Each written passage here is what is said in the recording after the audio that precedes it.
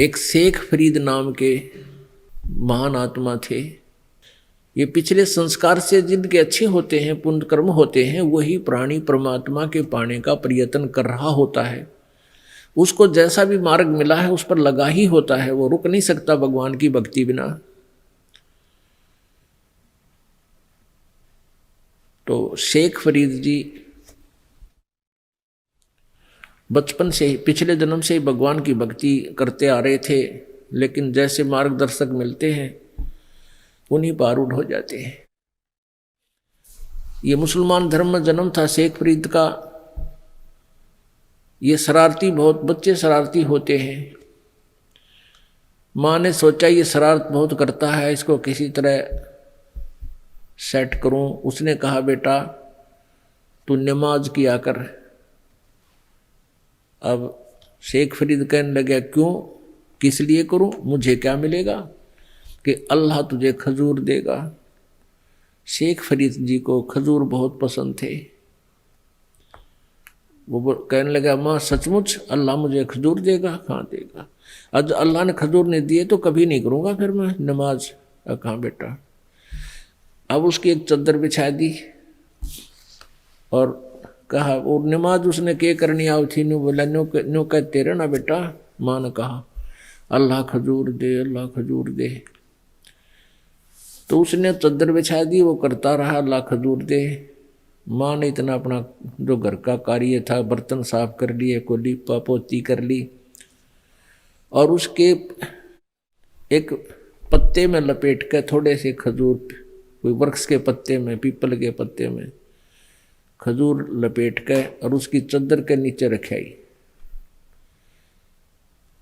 अब जो माँ का काम हो लिया, जब ने कहा कि भाई शेख बेटा शेख फरीद, माता जी आजा अब नमाज बंद कर दे। अच्छा। तो भाग्य आया, कहने लगा माँ तू तो झूठ बोलती थी, अल्लाह ने खजूर तो दिए नहीं। चद्दर के ऐसे थोड़ा देते हैं भगवान, वो गुप्त देते हैं बेटा। चद्दर के नीचे दे, कहीं रखे जरूर रख गए होंगे वो अल्लाह।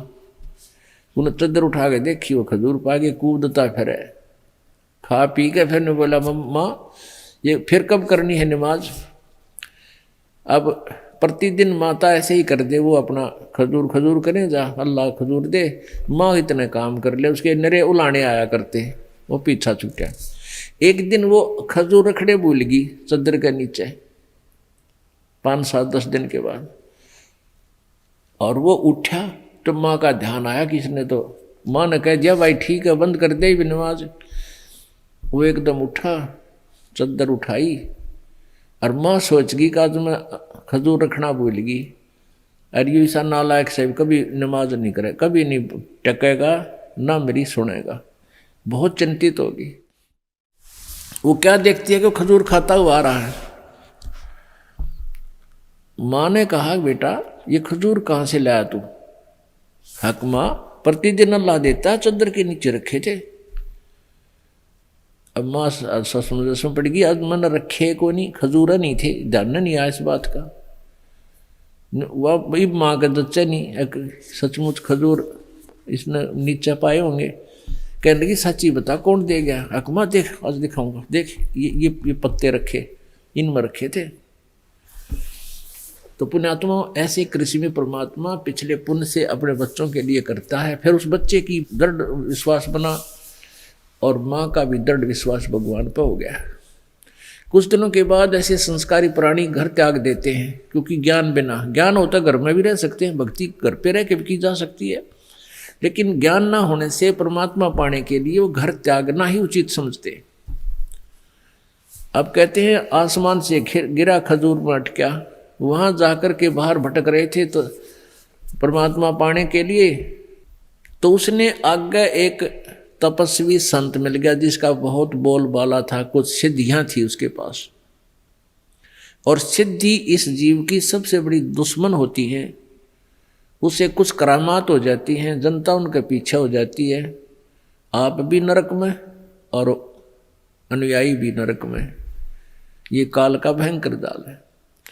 अब उस महात्मा में कितनी सिद्धि करामात थी, शेख फरीद वहाँ रहने लग गया घर त्याग का आश्रम में।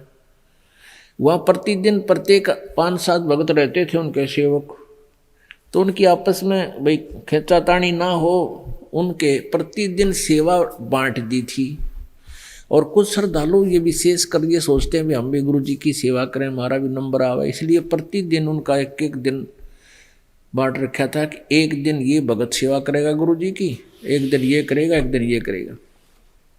अब शेख फरीद जो घर से निकला था परमात्मा पाने के लिए, और परमात्मा मिलता है गुरु जी को रिझाने से, गुरु जी को प्रसन्न रखने के से परमात्मा प्राप्ति होती है। कहते हैं हरि रूठे गुरु ठोर है, गुरु रूठे नहीं ठोर। इस तरह के ज्ञान से वो पूरी तरह रंगा जा चुका था। उसको ये विचार था जब घर छोड़कर आया हूँ, परमात्मा पाने के लिए आया हूँ, तो कोई ऐसी त्रुटि ना बने जैसे मेरे गुरु जी से मेरा प्यार कम हो जा। पुण्यात्मा विधान तो यही है, लेकिन नकली नकल करके इसको बिगाड़ देते हैं,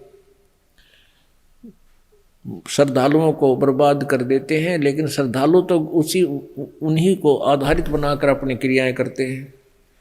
कबीर परमेश्वर जी भी कहते हैं सतगुरु के दरबार में मेरी थर थर कांपे दे, ना जानू किसी बात पर मारो टूट न जावे ने।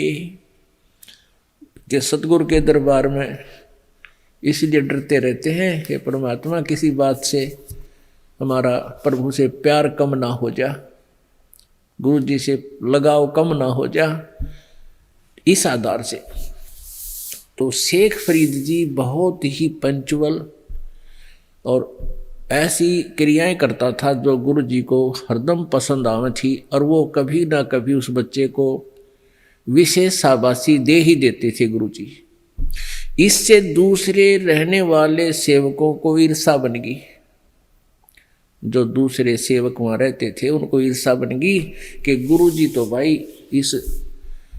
इस फरीद ने जो है सबसे ज़्यादा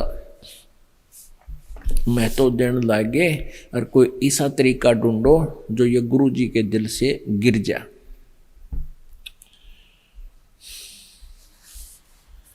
अब क्या किया कि वो प्रतिदिन वो उनका गुरुजी हुक्का पिया करता।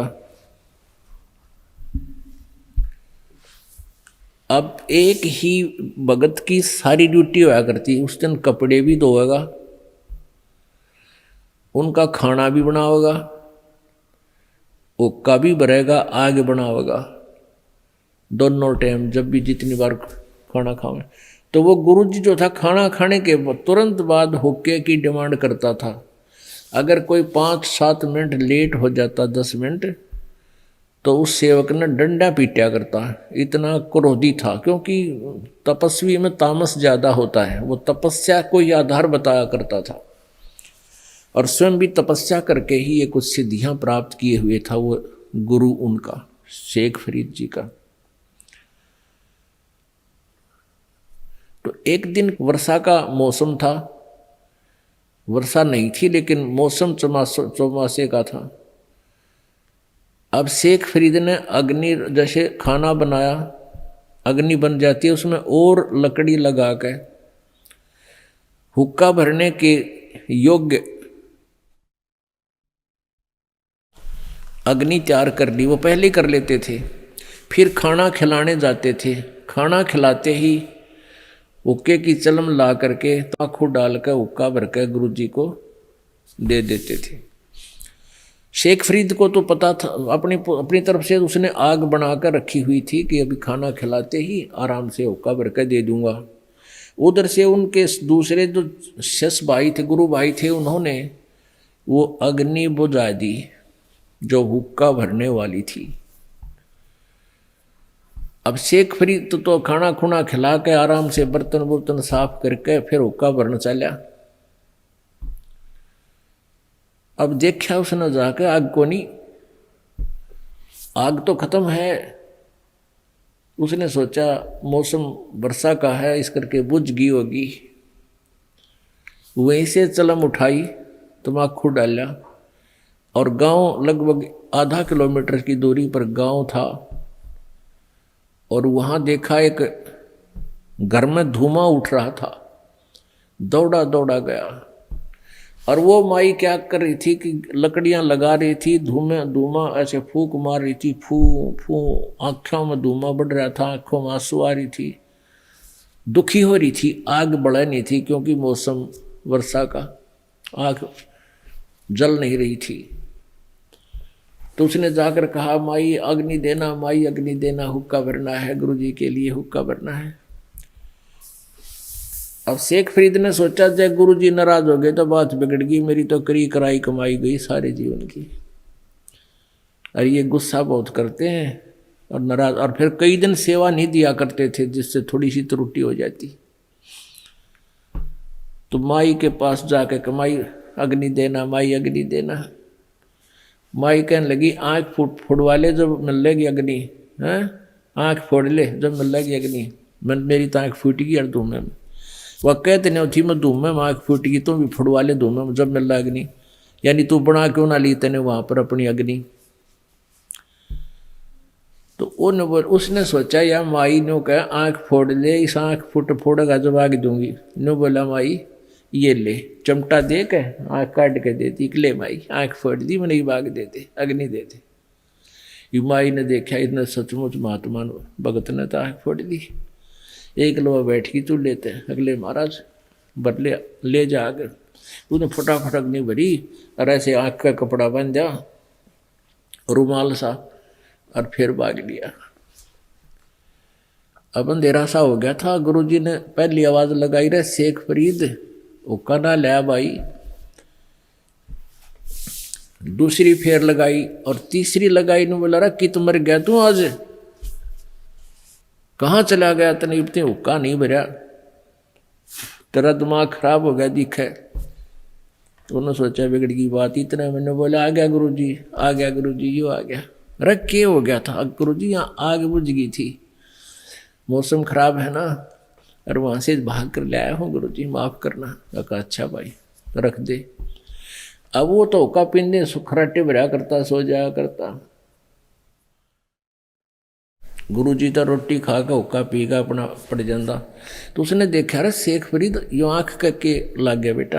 अकबर दया है आपकी महाराज, के लग गया था आपके होते होते हैं, ऐसे ही थोड़ा सा, बस ज़्यादा कुछ बताया नहीं।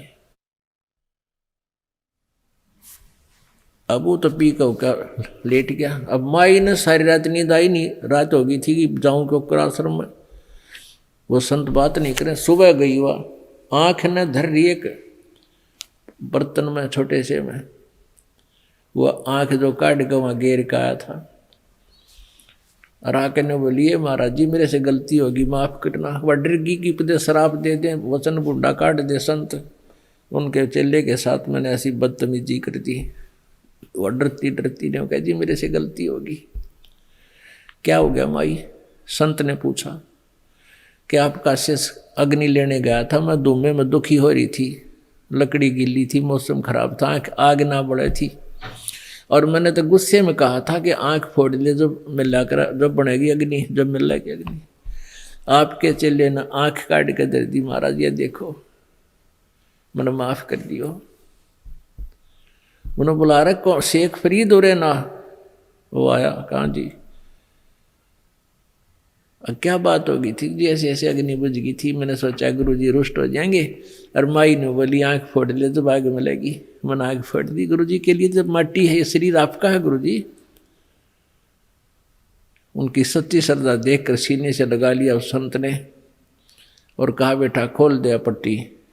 वो पट्टी खोल दी। उसकी आँख नो की नो होगी पूरी, लेकिन थोड़ी छोटी रहेगी, आँख नो की नो ओके स्वस्थ होगी, और वह एक निकली पड़ी बाहर।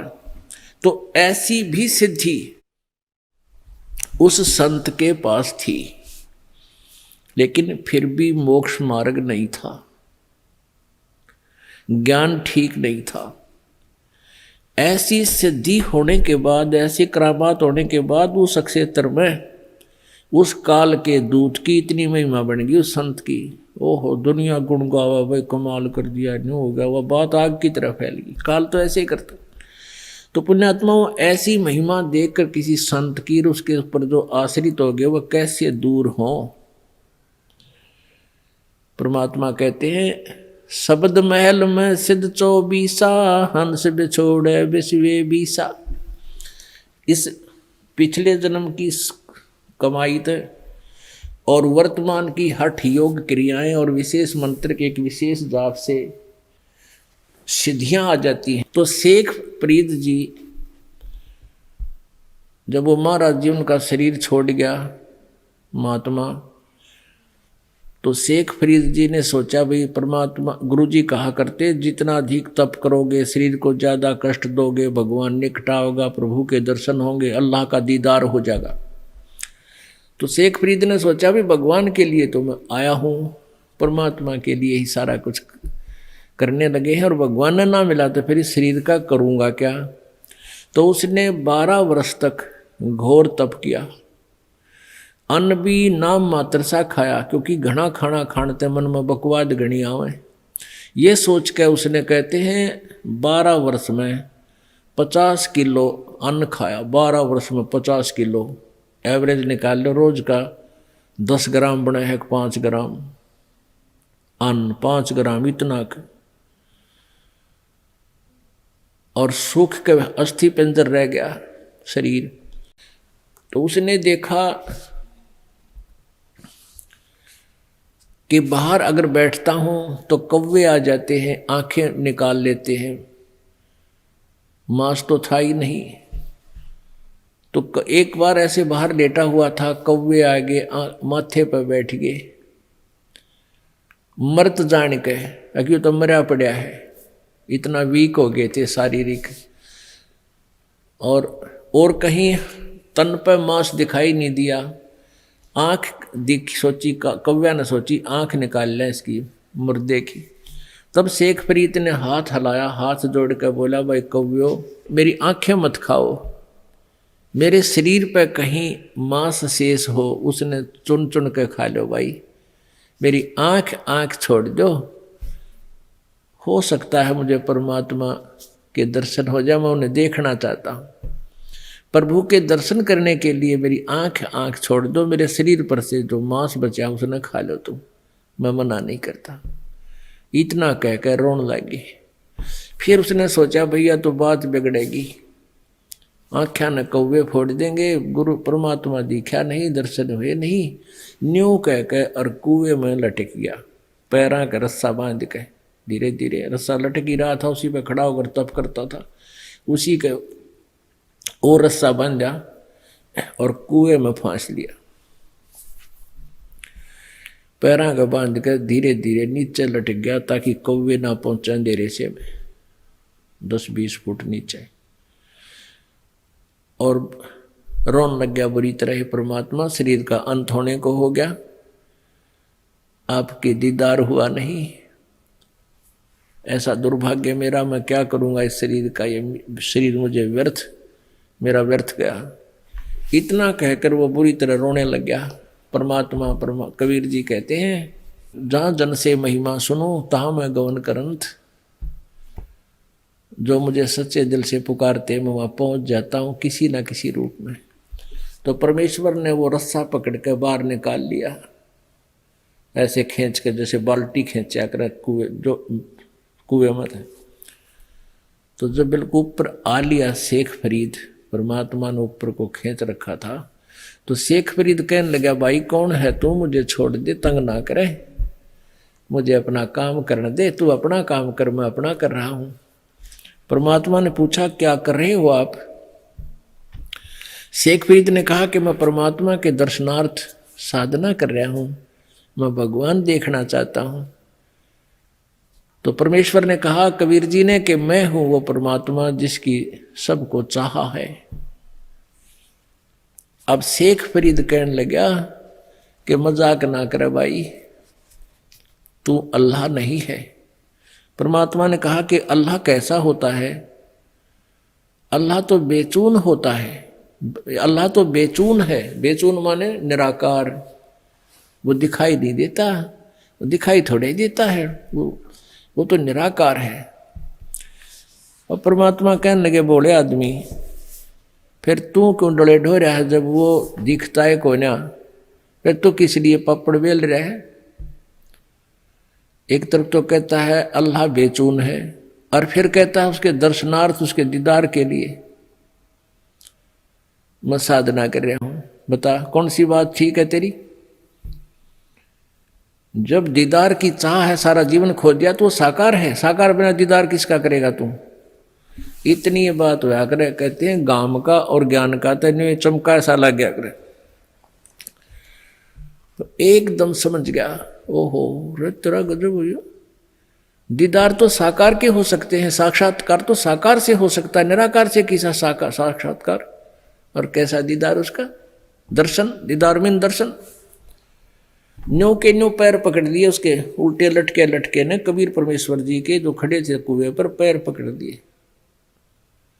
या तो बात जची नहीं कि ये अल्लाह हो सकता है, लेकिन ये अवश्य यकीन हो गया कि ये बाखबर है। बाखबर मीन वेल नोन। जैसे कुरान शरीफ सूरत फुरकानी 25 आयत नंबर 52 से लेकर 59 तक कबीर अल्लाह के बारे में विशेष जानकारी है। और उसमें लास्ट में ये कहा गया है कि वो हजरत मोहम्मद को ज्ञान देने वाला अल्लाह खुद कह रहा है कि वो कबीर नामक अल्लाह है, खुदा है। उस कबीर के विषय में ये काफिर नहीं मानते, उसको अल्लाह नहीं मानते, ये अन्य देवताओं की पूजा करते हैं। इसलिए तो इनके साथ संघर्ष करना कबीर के लिए, कबीर अल्लाह है इसके लिए, तो इनकी बात तो मत आना। और ये वही है परमात्मा जिसने सारी सृष्टि रची और 6 दिन में सृष्टि रचकर 7वें दिन तख्त पर जा विराजा। और इस कबीर नामक अल्लाह के विषय में किसी बाखबर से पूछ देखो। ओहो, बाखबर माने तत्वदर्शी संत से पूछो। इससे सिद्ध है कि कुरान शरीफ के ज्ञान देने वाला अल्लाह भी कंप्लीट ज्ञान नहीं जानता, आध्यात्मिक कंप्लीट ज्ञान से अपरिचित है। इसी प्रकार गीता जी में अध्याय नंबर 4 के श्लोक 34 में कहा है कि उस तत्व ज्ञान को जो परमेश्वर ने ही स्वयं आकर यहाँ बोला है अपनी अमृतवाणी में, उस ज्ञान को किसी तत्वदर्शी संत से पूछो। और यही कुरान शरीफ कह रही है कि वो उस परमेश्वर अल्लाह कबीर के यानी पूर्ण परमात्मा कबीर जी के विषय में किसी तत्वदर्शी संत से पूछ देखो। तो परमेश्वर ने कहा कि तुम कुरान शरीफ पढ़ते हो? हाँ जी पढ़ते हैं, गुरु जी सुनाते थे। तो उसमें स्पष्ट लिखा कि 6 दिन में सृष्टि रची, 7वें दिन तख्त पर जा विराजा। तो साकार बिना निराकार का के विराजेगा वहां पर? तख्त पर कौन बैठेगा? शेख फरीद कहने लगे सच्ची बात, सही कह रहे हो। शेख फरीद ने कहा कि मुझे उस अल्लाह का मार्ग बता दो, कैसे मिलेगा? तो परमात्मा ने कहा भूखा मन तो भगवान नहीं मिलता। प्रथम अंतल संयम रखे, घना नहीं खाओ, ऐसा भी नहीं खाओ अंगड़ाई टूटे जा, पेट भर जा, गैस फारा हुआ और नींद आ जा, आलस बन जा। इतना भी नहीं खावे का आत्मस जा, कट्ठा हो जा शरीर, नहीं इतना कम भी नहीं खावे। प्रथम अंजल संयम राखे, योग युगत सब सतगुरु वाखे। तत्वदर्शी संत बताओगा सारी ठीक ठीक बातें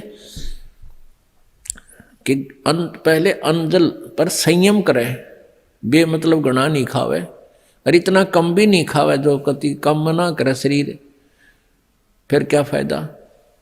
मतलब अपना हल्का फुल्का भोजन भी करे, भक्ति भी करे, अपना कार्य भी करे।